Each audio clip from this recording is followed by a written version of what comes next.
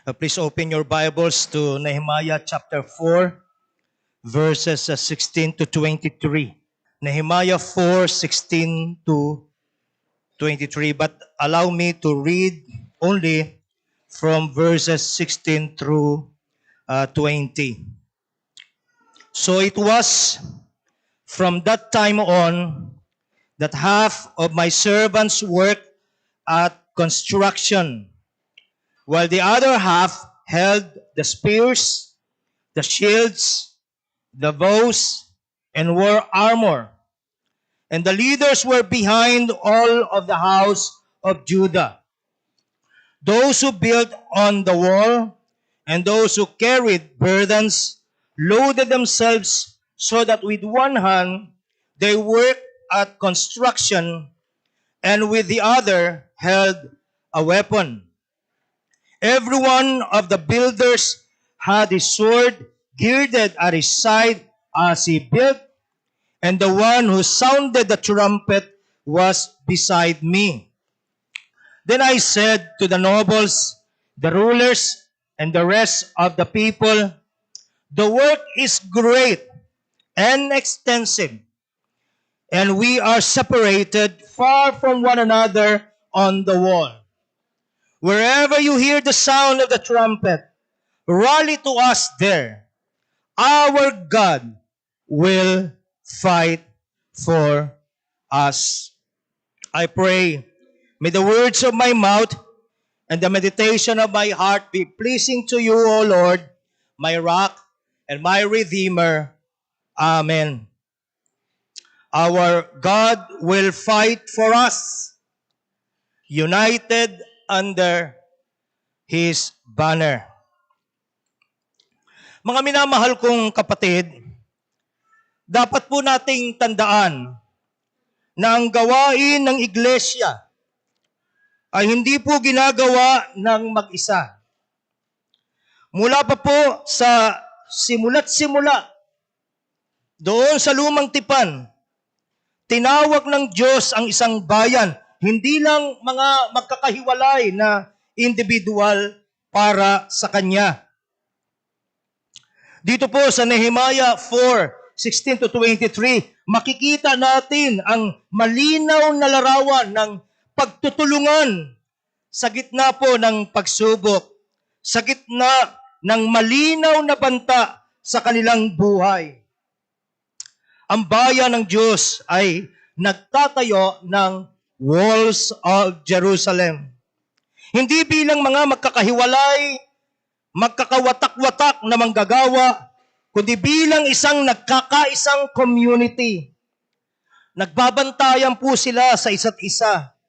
Nagkakalingaan po sila sa isa't isa at ginagawa ang kanya-kanyang bahagi para sa kabutihan, para sa kapakanan ng lahat. Hindi lamang para sa sarili, hindi lamang para sa sariling interes o pakinabang. Na bukod po dito, makikita din natin na ang bayan ng Diyos ay tumangging umatras, tumangging maduwag. Hindi dahil sa sarili po nilang lakas, kundi dahil alam nila sa kanilang puso kung sino ang nakikipaglaban para po sa kanila. These were God's people, brothers and sisters, who refuse to back down. Not because of their own strength, but because they knew who was fighting for them.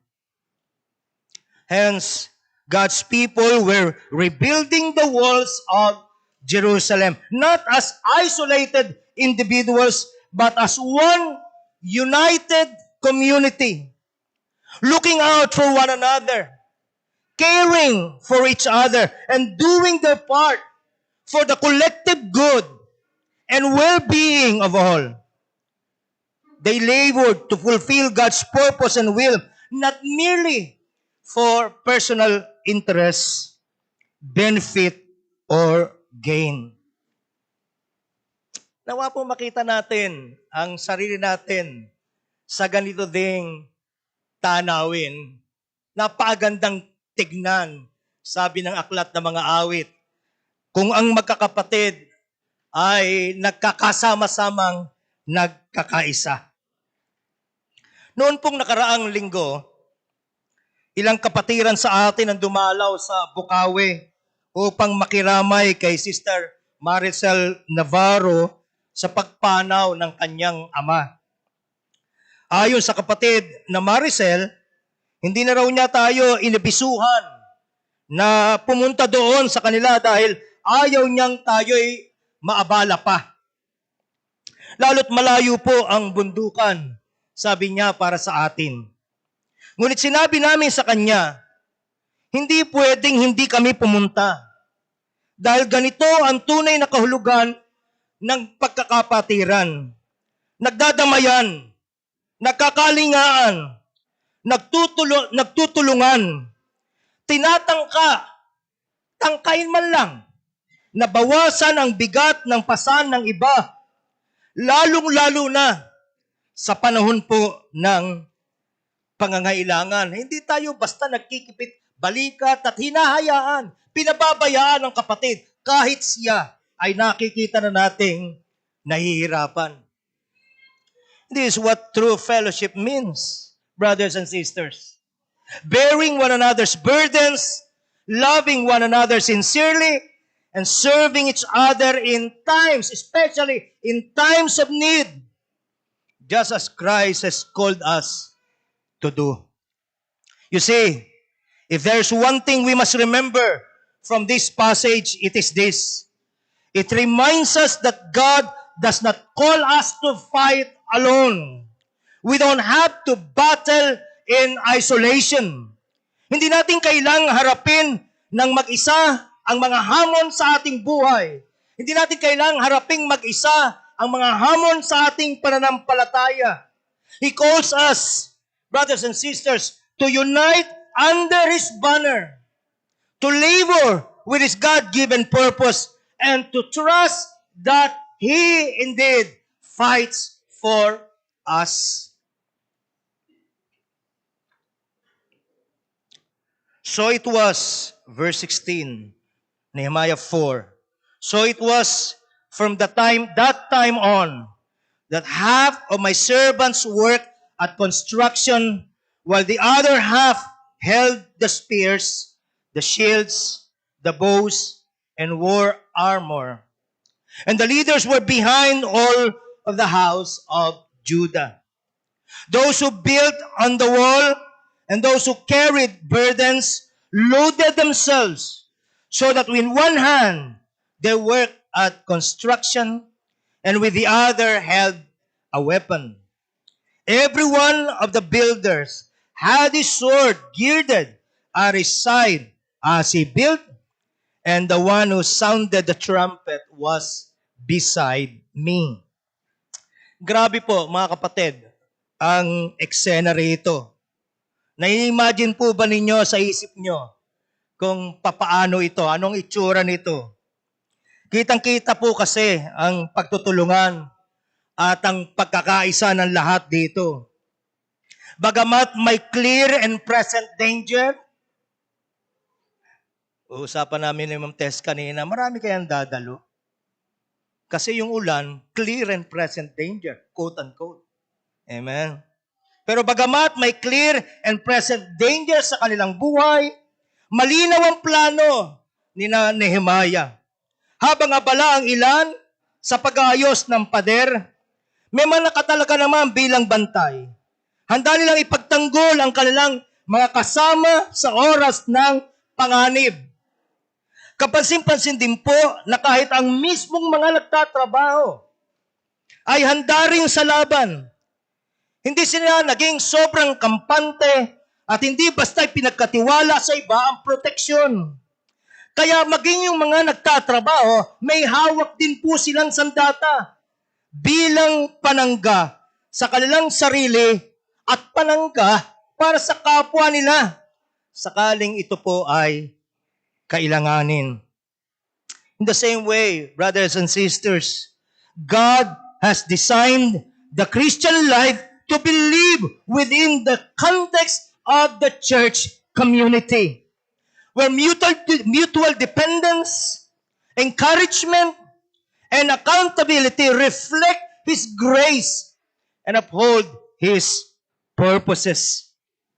Remember, believers are united to Christ and therefore to one another. Hindi natin pwedeng ibahin yan. Hindi natin pwedeng baguhin yan. Kung ikaw ay may kaugnayan kay Kristo, may kaugnayan ka sa lahat ng mga mananampalataya na may kaugnayan din kay Kristo.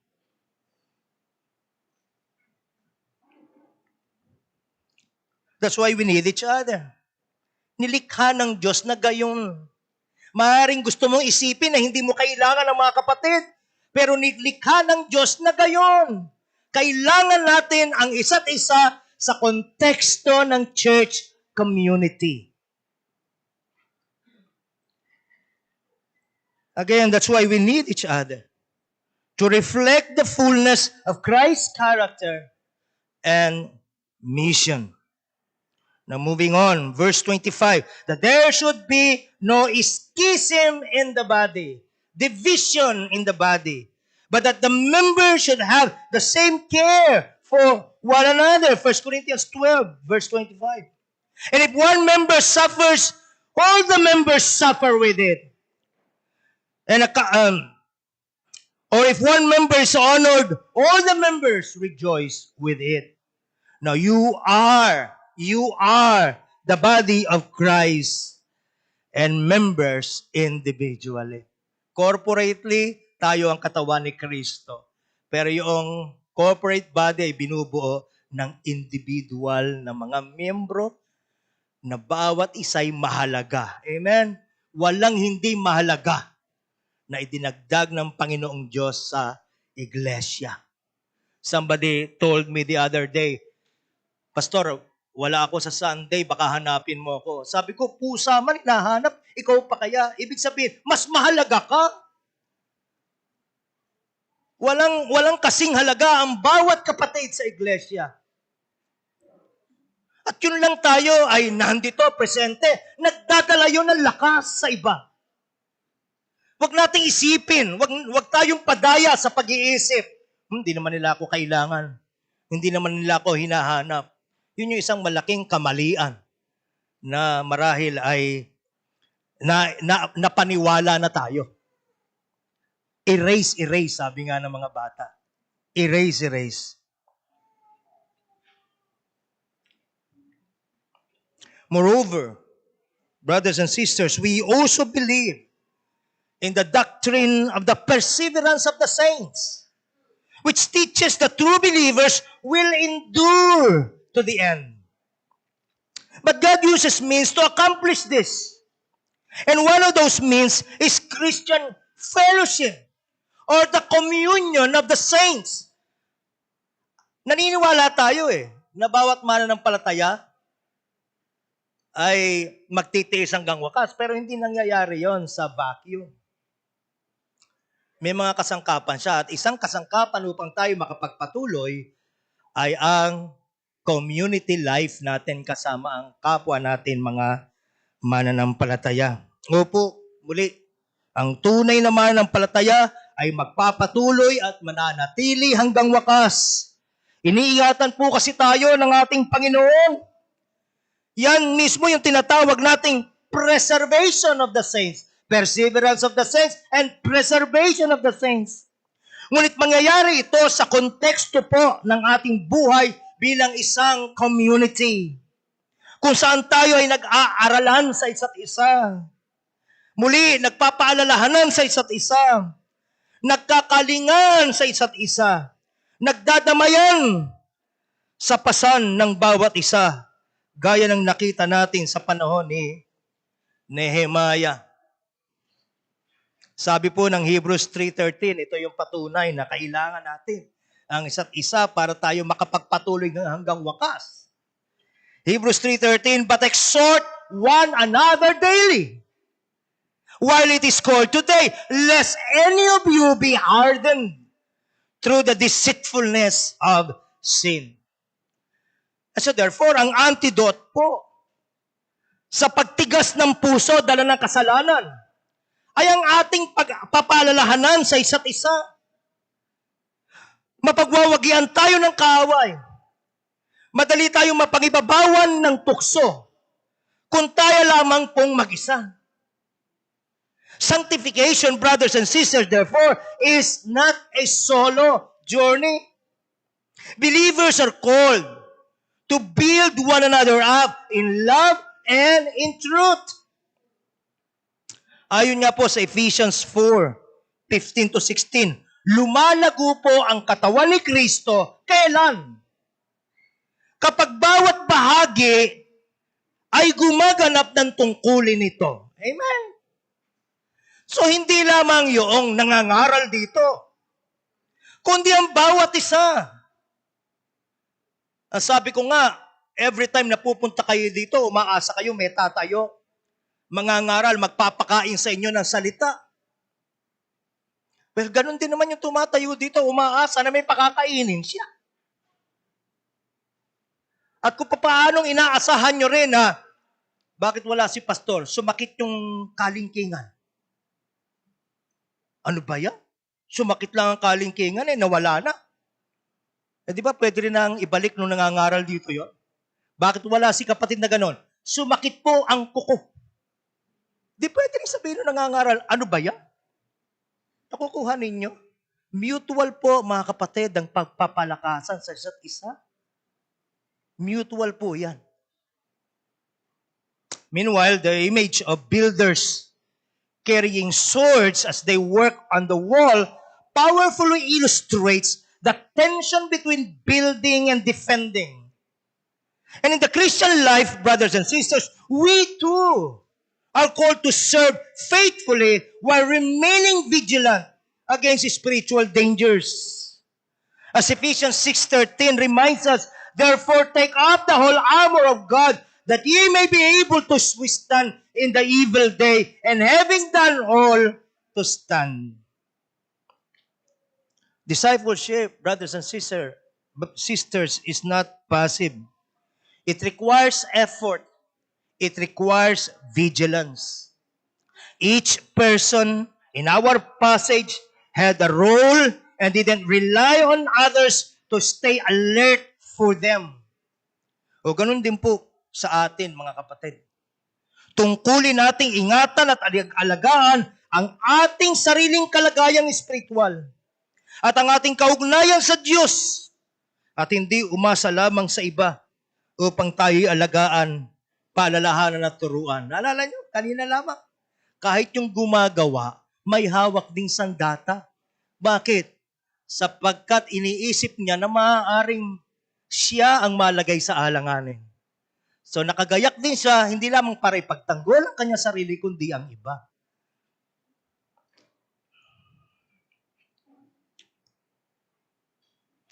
Lalong-lalo na pong mahalaga itong paalalang ito sa mga nasa ministeryo sa iglesia. Sa gitna po ng ating kaabalahanan sa mga gawain ng Panginoon, sa panahon po na tayo ay nagbabantay sa kalagayan ng iba, baka ang mapabayaan naman natin ay ang ating sariling kaugnayan sa Diyos. Nagagaya ka ng pagtuturo, pero yung pala, yung puso natin ay walang kasing lamig at kasing layo sa Diyos. Hindi lang ang babantayan mo yung iba. Babantayan mo rin ang iyong sarili. May panlasa ka ba sa Diyos? Naaakit pa rin ba ikaw sa Diyos? Hindi masama magsabi, pwede po bang hindi muna ako magturo? Pwede po bang hindi muna ako umawit? Sapagkat kailangan mo nang maging maayos ako sa harapan ng Diyos.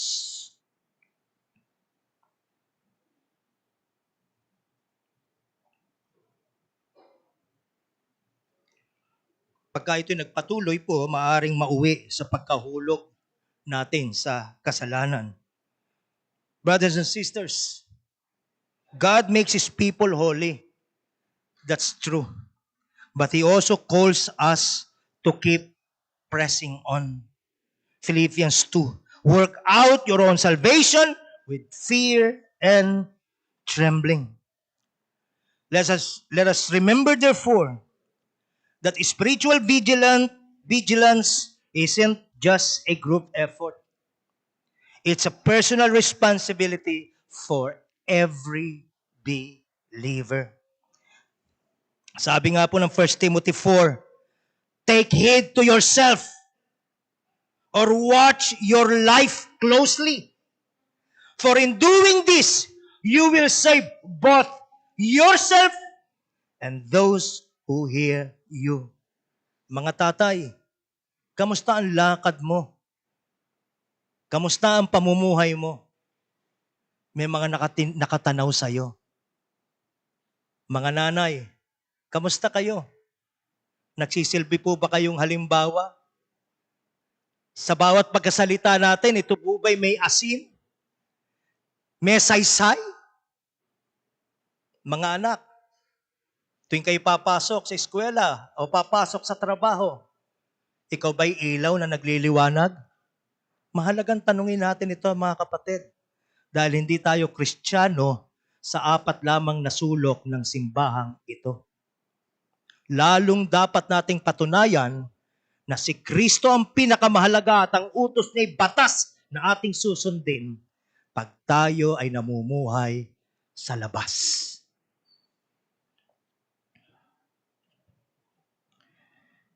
Verse 19. Then I said to the nobles, Nehemiah 4:19. Then I said to the nobles, the rulers, and the rest of the people, the work is great and extensive, and we are separated far from one another on the wall. Wherever you hear the sound of the trumpet, rally to us there. Our God will fight for us. Nehemiah observed that they had a problem. The builders were spread out and therefore vulnerable to attack. He used the wisdom given to him by God and came up with an effective strategy. Nehemiah instructed the people to rally wherever they heard the trumpet. It was a call to unity, a signal that danger was near. Ito ang paraan na naisip po ni Nehemiah upang punan ang kanilang kakulangan. Kung paanong nagtipon po ang mga tagapagtayo nang marinig nila ang tunog ng trumpeta, gayon din tinatawag po ang mga Kristiyano na tumugon sa pangangailangan ng isa't isa. Sinabi sa Galatians 2:6-2, magdalahan kayo ng pasani ng isa't isa at sa gayoy natutupad ninyo ang kautusan ni Kristo. Amen? Naalala ko nung panahon ng pandemic, may mga kapatid na tapat na nagsustina sa gawain ng simbahan. Wala tayong binitawang misyonero sa panahong tagilid ang pondo ng maraming simbahan. Hindi sumala sa oras ang mga manggagawa. In fact, may mga kapatid na nagpapadala pa ng pagkain at iba't ibang mga bagay. O mga kapatid, walang anumang pagsubok ang hindi natin malalagpasan kung gayon tayo nagkakalingaan sa isa't isa. Amen? Now, the trumpet sound was not only a warning, but also a reminder that God would fight for them. Nehemiah did not say, we will fight for ourselves. No.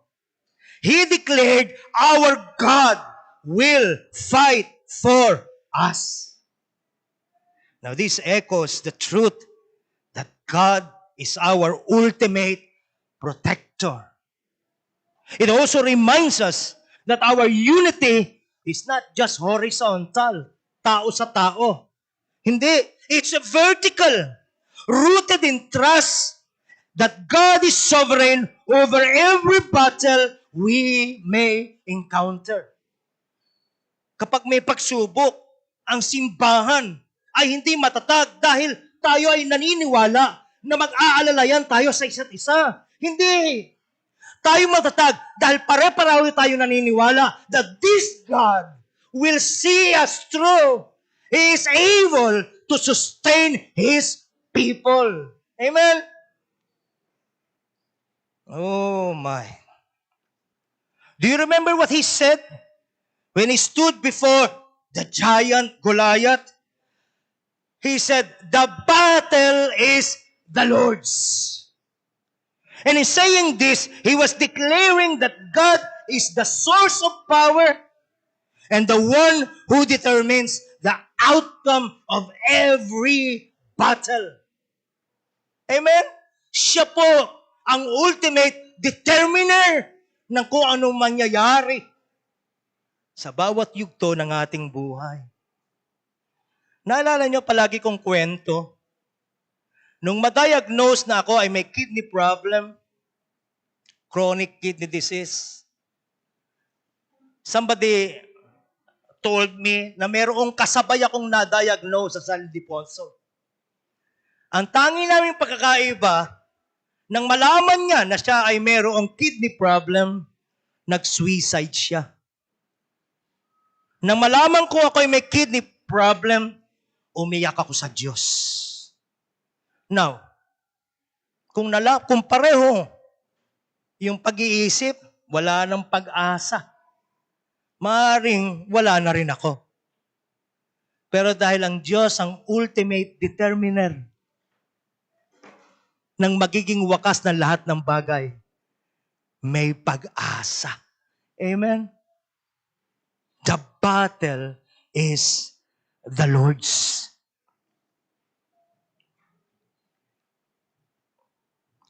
By human standards, brothers and sisters, David was the least likely candidate to become the leader of Israel. He was the most insignificant member of Jesus' family, of Jesse's family. Alam niyo, if you go back to 1 Samuel, mababasa nyo, he was the youngest of the brothers.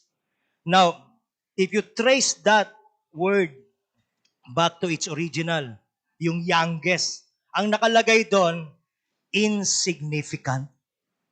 Kaya yung pagiging bata niya, hindi lang sa edad, kundi wala hindi siya pinapansin. Wala siyang bigat. Yun si David. Yet he was chosen by the Lord. Amen? And that's all that mattered. Amen? And God continues to operate this way, brothers and sisters. Hanggang ngayon. Using the weak to shame the strong. Displaying His power and bringing glory to Himself. 1 Corinthians 1:27. Now moving on, sinigurado po ni Nehemiah na may proteksyon sa lahat ng oras. Round the clock, kumbaga. Maagang gumigising at handang magpuyat ang mga tao. Matapos lamang ang gawain, ginagawa nila lahat ng sakripisyo. Ganun po sila kapursigido. Hindi lamang umaasa si Nehemiah sa mga himala. Ginamit po niya ang karunungang kaloob ng Diyos upang maayos na maorganisa ang mga tao. So we labored, verse 21, so we labored in the work. Half of the men held the spears from daybreak until the stars appeared. At the same time, I also said to the people, let each man and his servant stay at night in Jerusalem, that they may be our guard by night and a working party by day. So neither I, my brethren, my servants, nor the men of the guard who followed me took off our clothes, except that everyone took them off for washing. Amen? Napaka-detalyado, no? Pati yung paglalaba, nabanggit eh. Huh? Ipinapaalala po nito sa atin na ang pananampalataya po ay hindi nangangahulugang wala tayong gagawin. O basta na lamang po tayo tutunganga. Ang biblical na pananampalataya ay ang pagtitiwala sa Diyos habang ginagawa natin ang ating bahagi ng may buong sikap at tamang pag-iisip. No, ang pagtanggi naman pong magpalit ng damit doon sa verse 23 ay nagpapakita ng kanilang lubos na dedikasyon at kahandaan. Kahit sa oras po ng pahinga, handa pa rin silang makipaglaban. Napakagandang halimbawa mga kapatid. Sapagkat ang buhay po ng Kristiyano ay gayon din. Hindi seasonal. Ito po ay tuloy-tuloy. Ito po ay habang buhay na pakikipaglaban sa larangang espiritual. Amen? Araw-araw, linggo-linggo, kailangan mo ng pag-alalay ng Diyos. At so sa huli, mga minamahal kong kapatid, ipinapakita sa atin ng mga talatang ito ang isang matapat at puspos ng karunungan leader si Nehemiah. Pati na rin po ang isang bayang masikap, laging handa at may buong tiwala sa kapangyarihan ng Diyos. Ang kanilang halimbawa po ay muling paalala sa atin na ang buhay Kristiyano, uulitin ko, ay hindi panapanahon lang. Hindi kung kailan mo lang feel. Parang gusto kong sumaba ngayon, birthday ko naman. No. Hindi ganon ang buhay Kristiyano. Ang buhay Kristiyano ay hindi rin po basta-basta lang. Ito'y araw-araw na pakikipagbaka, araw-araw na pagtitiwala sa Kanya, at seryosong pagsisikap na maisulong ang kaharian ng Diyos at maghatid ng kaluwalhatian sa Kanya. Gaya po ng pagpupursigi ng mga tao noon na matagumpay na maitayo ang pader ng Jerusalem. Nawa po, paggising natin sa bawat umaga, kasabihan ng mga kabataan, sasabihin natin sa Panginoon, pinapasya kong pipiliin kita, Panginoon. Dahil una mo na po akong pinili nung ako'y hindi ka pili-pili. Amen? But here's the deeper truth, brothers and sisters. Christ is our true builder and defender. He doesn't just build His church, He protects it with His own blood. He faced not just earthly enemies like Sanballat and Tobiah, but the greatest sin, the greatest threats, sin, death, hell. Yan ang hinarap ng Panginoon para sa atin. On the cross, He carried the burden we could never bear. Now, through His Spirit, He gives us strength to serve in His kingdom with endurance and unity.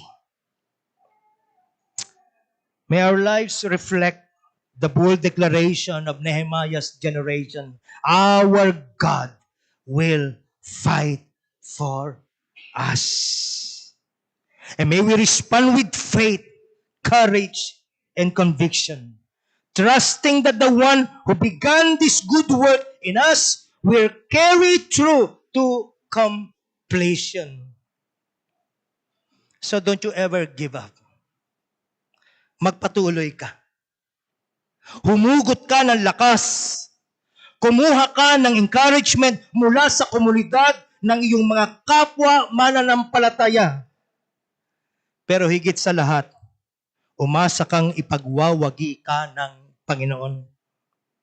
For greater is He that is in us than he that is in the world.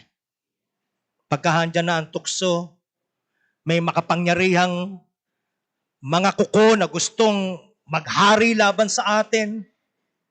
Nawa manindigan tayo at magsabi, my God will fight for me. Through Him, I will overcome you. Pagka nandyan na ang gahiganting discouragement, my God will fight for me. Tiniyak na niya ang tagumpay. For we are already more than conquerors through Him. Amen? Naalala nyo yung mensahe dyan?